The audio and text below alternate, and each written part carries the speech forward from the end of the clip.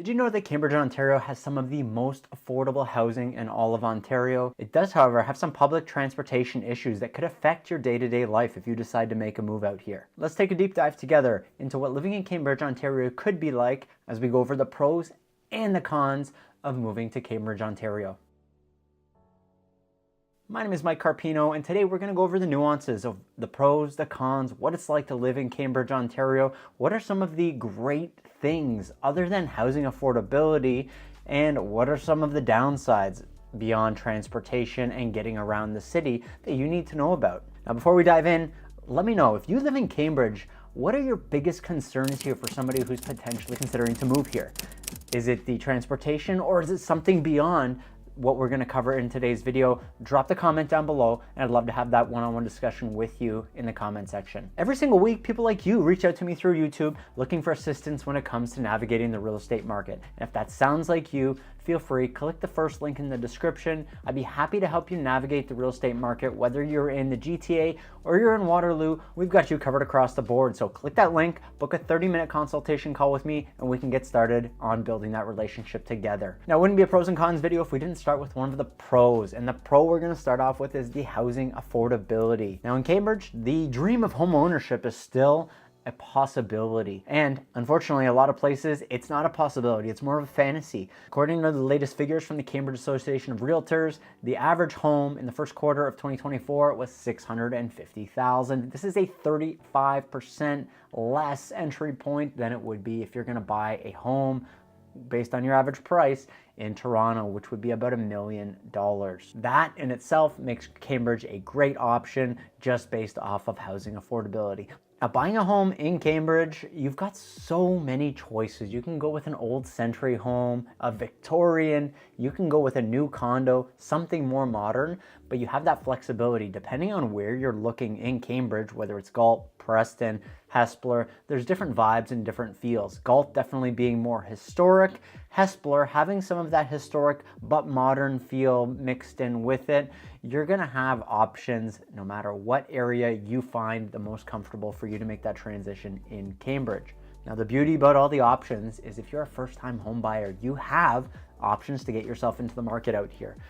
As we mentioned earlier, you can get into the market for that $400,000 price point for a condo, or recently right around the corner for me, you can get a townhouse, 3-bedroom, 3-bathroom townhouse for less than $600,000. There's not many cities out there, especially close to the GTA, that you can get a $600,000 townhome and find that additional space for your family. But that's not all. We've got 4 more pros to go with. That was pro number 1. Con number 1 is public transportation.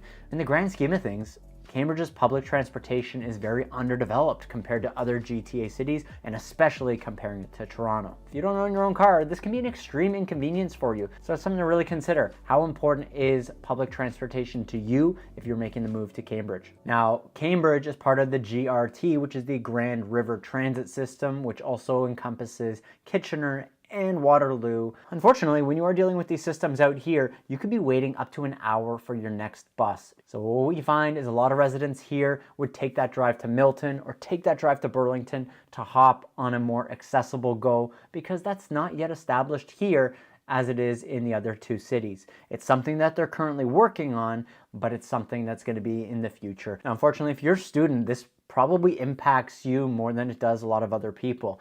You don't have the same accessibility to move around. You may not have a car yet. You're paying for your schooling. So getting around town is going to be more costly, whether it's an Uber, or more timely if you're waiting for an hour for those city buses. Now, it's not to say that Cambridge has not been working on and trying to figure out better strategies to get their public transportation up to par. They're considering increasing bus frequency during peak hours. They're trying to get a more established GO line out here to Toronto, but these things take time. So if you're thinking of moving to Cambridge and public transportation is extremely important to you, you might want to take a step back and really consider how much your life might change with a different public transportation system than you're currently used to. Pro number 2 is the rich cultural history of Cambridge. Cambridge is actually comprised of 3 historical towns. You have Galt, you have Hespeler, and you have Preston. Each is going to have its own character and its own identity. And because you have these 3 cities that have amalgamated to form Cambridge, you're going to find different styles, from a Victorian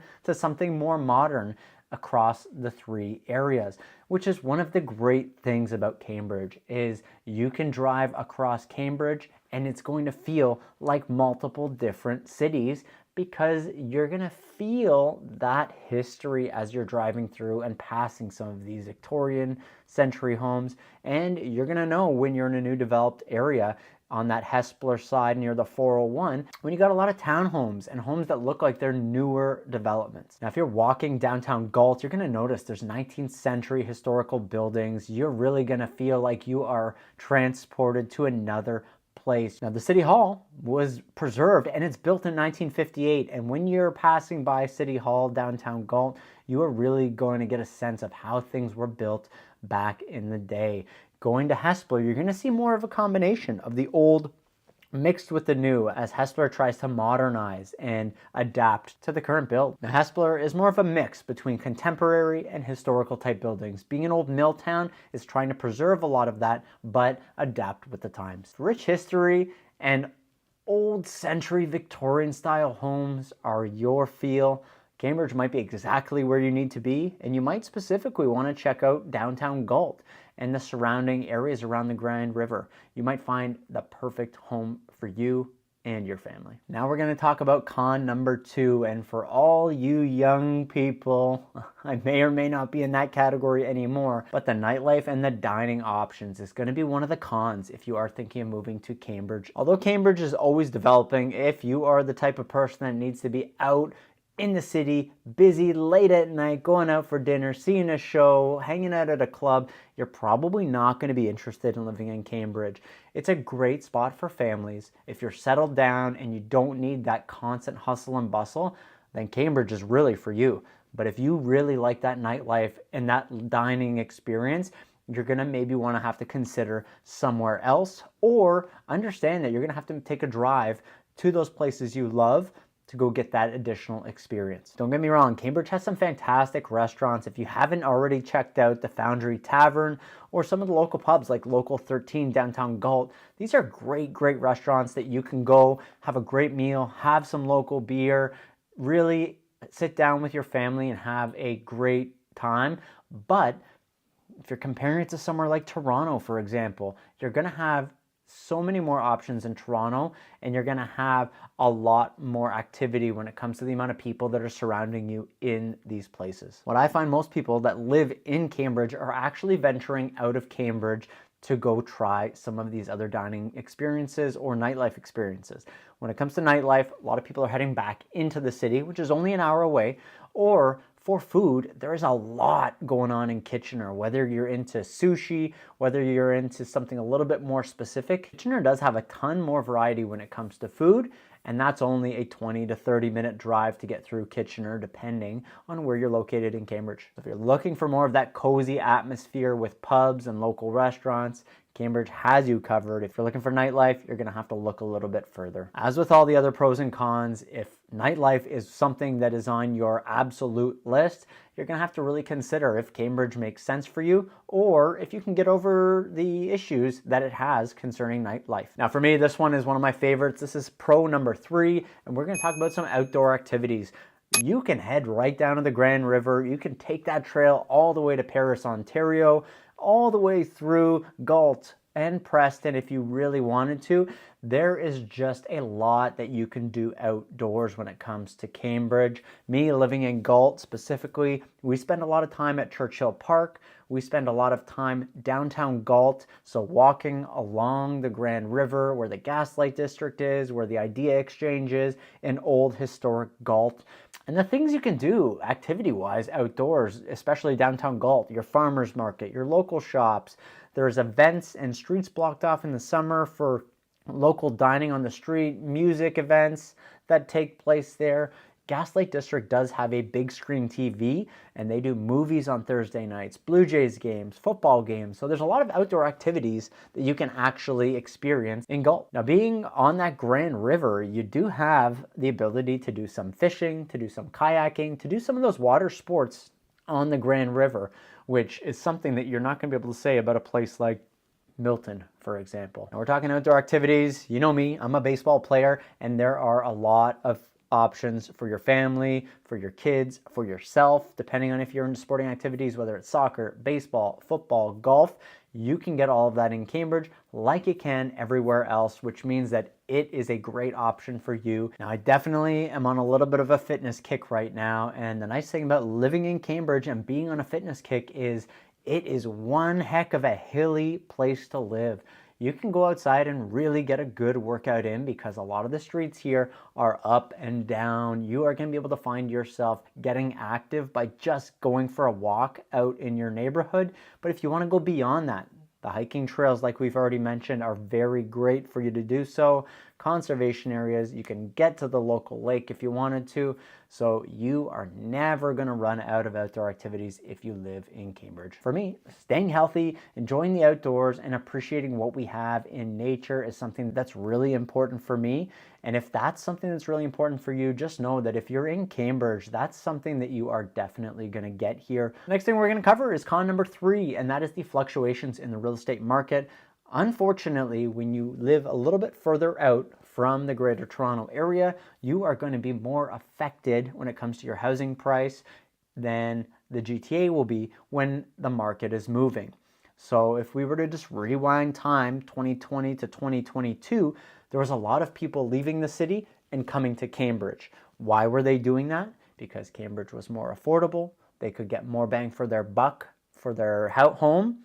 But now that things are reversing, interest rates have gone up, Toronto pricing has come back down to earth slightly, people will go back to where they originally spent a lot of their time. They may move back to Toronto because they love Toronto so much, but what will happen when they do that is we'll see that volatility. Toronto prices will go back up, Cambridge prices will go back down. Generally speaking, affordability will move more if you're further away from where that core is. Now, the Cambridge real estate market is particularly sensitive to things like interest rate changes, employment changes, and economic policies. These factors can directly impact your buying power and investment returns. For instance, if interest rates go up, the market will cool, which we end up seeing a little bit more pronounced in a place like Cambridge because we have a less diverse economy than a Toronto will have. So if you're considering on making a move to Cambridge and you're thinking about it more as an investment, I would consider thinking about it more as a long-term investment.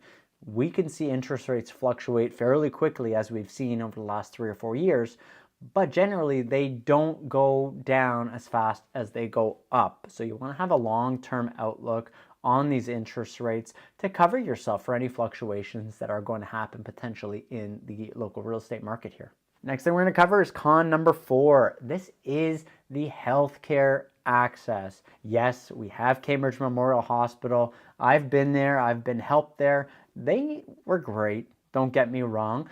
But some of the downsides that you're going to have when you live in Cambridge are time that you're waiting because there's just one hospital for you without leaving Cambridge.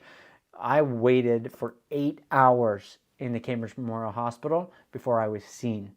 I actually left and came back because it was a 12-hour wait and then it was an 8-hour wait when I returned. This is a big issue. Imagine you have something happening and you really don't know what it is internally, but you're stuck there in the emergency waiting hours and hours and hours. Beyond the emergency wait times, you definitely are going to have a lack of specialists. Me personally, I have a blood disorder and they sent me outside of Cambridge to go see somebody for my blood disorder because there was just no specialist at the time who was able to serve me with my current condition. It's not a condition that I need somebody specific for, but they do need to be knowledgeable enough to know what it is and what's going on in my body. Now, the Cambridge Memorial Hospital has been upgraded over the last 5 years, but it's still under construction in some areas. So they're updating it, but it is an older hospital depending on which wing you find yourself in. Now, like I mentioned, finding a specialist may be difficult, but once you do, the wait times here can be months and months and months. And with anything health-wise, you want to get your problems assessed as soon as humanly possible. So when I lived in other places like Toronto, I was getting a much quicker turnaround time on the specialists because there were so many more specialists. So what we're seeing is for Waterloo, they're trying to entice a lot of these specialists and doctors to come out here. Incentives usually entails more money for them because that's something that's really lacking in the Cambridge and Waterloo region. Now, if you're like myself and you have a health issue or a condition, you may want to continue seeing your specialists outside of Cambridge. If you're planning to move here, don't change your doctors yet. Don't change your specialists. You just might not have the same kind of provider here that you currently have. This may not be a deal breaker for you, or it might be an absolute deal breaker depending on your specific situation. Next up, we've got pro number 4. We took a little break there for a minute, but we got a couple more pros here for you to finish it off. So this one is the proximity to the city. You can find yourself out here in Cambridge and you can get downtown in less than an hour, which for somebody who drives a lot like myself, that's not a very long time at all when you're in that car enjoying a nice podcast. There's a GO train right at the Waterdown exit in Burlington. That can be about a 25 to 30 minute drive, and you can also take the train into Toronto if you'd like to do that. You could drive to Milton for 20 minutes, hop on a GO bus from there, or if you'd like to hop on a GO bus from Guelph, you can also do that. So when it comes to accessibility from the major cities, Cambridge is not actually that far. Locally, of course, you want to go through Waterloo and Kitchener and have some of those nice meals that we've already talked about. It's about a 20-minute drive. Now, Kitchener is a hub for a lot. It's home for Google and Shopify. So you're going to get a lot of people who are commuting from somewhere like Cambridge. Now, because you are so accessible in Cambridge with less than an hour drive into the city, means your job opportunities can really be wide open. Nowadays, a lot of jobs are work from home, but if you do have to head into the office every so often, an hour drive to Toronto and back, if you want to keep your current job, it's not a bad thing at all, especially once you factor in the savings that you're going to get from your potential move here. Now, from a commuting perspective, yes, Cambridge is accessible, and it's also accessible to a lot of the local schools. So you can head to University of Waterloo, University of Guelph as well, and because we are centrally located between the two of those, you've got about a 20 to 30 minute drive to either from Cambridge. So if you've got young kids and you're hoping that they stay close, they've got 2 great universities that are out here that they can choose from. And the final thing we're going to cover today is pro number 5, and that is a strong community feel. It doesn't just mean that your neighbors are friendly or that your parents at the school pickup are nice to you. It's a community as a whole. If I were to head downtown Galt right now, or downtown Hespeler, or downtown Preston, I am going to get a lot of conversation with people, a lot of smiles, and a lot of friendly people to have discussions with. Some other cities, you're not going to get that same approach. Every city is different. Everybody's experience is different. That just hasn't been my experience until I moved to Cambridge. Now, why is it like that? Well, Cambridge is packed with a lot of different events, from the fairs to the markets to the get-togethers at the Gaslight District. There's a Dragon Boat Festival, food truck festivals at Riverside Park. So there's a lot of stuff going on in the community to get people together. Yes, you have to go beyond just going to some of these events. You do have to open up and have conversations and be friendly with people. But I find a lot of people are doing that when they are at these events. Another great thing that I notice is when you go downtown, in any of the 3 downtown sections, we find a lot of support for the small businesses. And because we have such a strong community feel, whether it's on the local Facebook group or a post on the side of our mailbox that's letting us know about a new small business initiative or a new product that a small business has come out with, we see a lot of support for things like that. Cambridge, from my experience, has a lot of residents that want to keep it smaller. They want to keep it that small business feel. They don't want these big companies to come in and make everything feel the same like it might in a Mississauga, a Brampton, a Milton, or a Toronto, for example. They want it to feel a little bit more unique, a little bit more small town. And I don't blame them. It's very enjoyable to have that sense of feel opposed to the hustle and bustle of everything that goes on in Toronto. Now, as we wrap up this video, we've gone over the pros, we've gone over the cons. Now, if you're a commuter, you might love Cambridge. It might be perfect for you. If you don't have a car and public transportation is a need, you might really be disliking the conversation you're having about Cambridge. If you need that nightlife, Cambridge is not for you. But you're going to weigh all these pros and cons with your significant other or with yourself and figure out what makes sense. Is Cambridge the right spot for you, or is it somewhere else? Let me know in the comment section down below. After going over the pros and cons, would you move to Cambridge, or would you find somewhere else that covered more of your pros list? Thank you so much for watching this video. My name is Mike Carpino. If you want to talk real estate, don't forget, click the first link in the description box down below. We'll hop on a call and we'll help you get into your next property. Thank you so much and have a wonderful day. Bye for now.